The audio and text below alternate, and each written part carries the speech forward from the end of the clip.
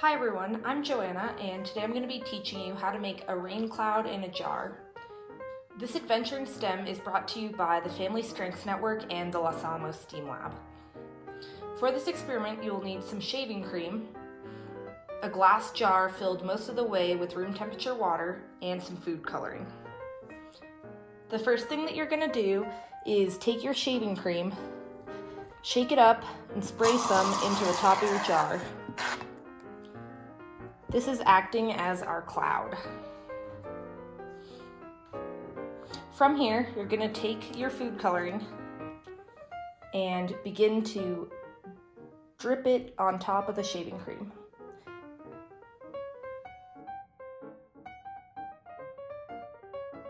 This food coloring is acting as moisture adding into the cloud and making it heavier and more likely to rain. As you drip more and more food coloring onto your shaving cream or cloud will become more saturated, and at some point you'll begin to see that your food coloring will start raining down into the water below.